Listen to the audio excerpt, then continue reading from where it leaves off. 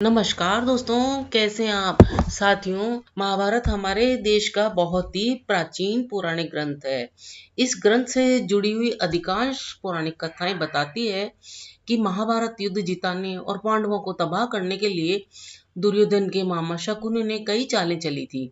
चाहे वो चौपड़ में छल से हराना हो या लाक्षागृह में जलाकर मारना हो, हर कुटिल योजना के पीछे हमेशा शकुनि का हाथ जरूर रहा था। लेकिन वह ये सब सिर्फ भांजों के लिए कर रहा था, ऐसा बिल्कुल भी नहीं था। कई किंवदंतियां बताती हैं कि जिनमें कहा गया है कि शकुनि अपने खास मिशन के लिए कौरवों के साथ था।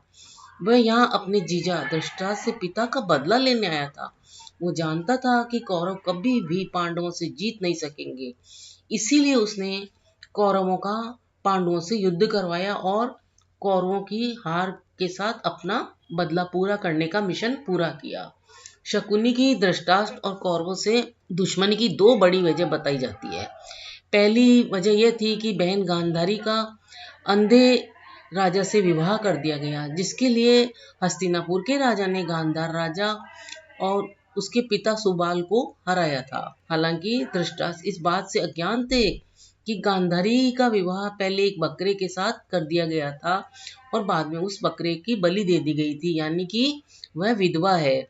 जब यह बात खुली तो धृतराष्ट्र अपने ससुर सुबाला और शकुनि समेत उनके 100 पुत्रों को जेल में लाकर बंद कर देता है।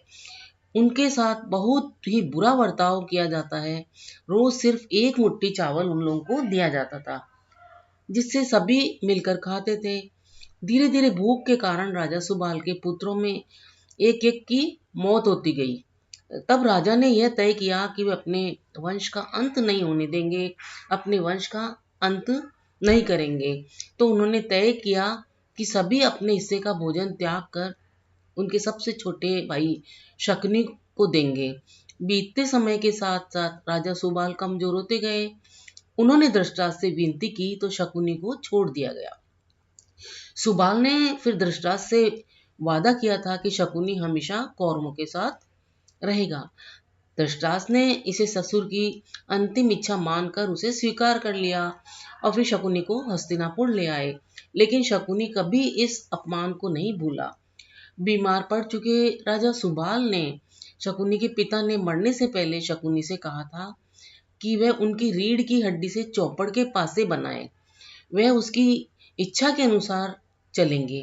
राजा सुबाल चाहते थे कि इन्हीं पासों के जरिए धृतराष्ट्र का वंश समेत अंत हो जाए।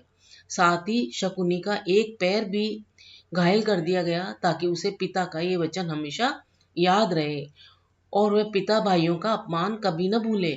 शकुनि ने पिता की इच्छा पूरी करने के लिए अपनी पूरी ताकत लगा दी।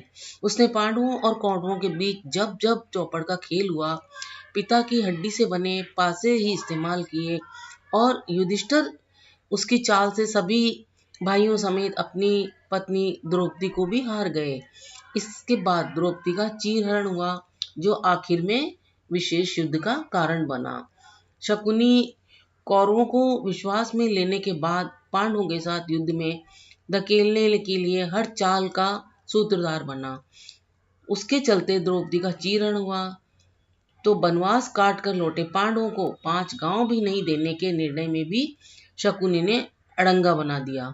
यहाँ तक कि उसने शांति दूत बनकर आए श्री कृष्ण जी को भी बैरंग लौटने के दुर्योधन के फैसले को प्रभावित किया। अंततः उसके गलत कर्मों की सजा उसे मिली और सहदेव ने उसे फिर युद्ध के दौरान मार डाला।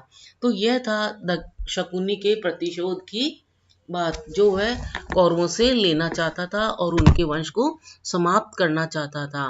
तो दोस्तों, जैसा कि हम जानते हैं कि महाभारत का युद्ध द्रौपदी की वजह से हुआ, महाभारत का युद्ध आपसी बंटवारे की वजह से हुआ, जबकि वास्तविक कारण शकुनि की प्रतिशोध की भावना थी कौरवों के साथ। दोस्तों, आपको ये जानकारी कैसी लगी?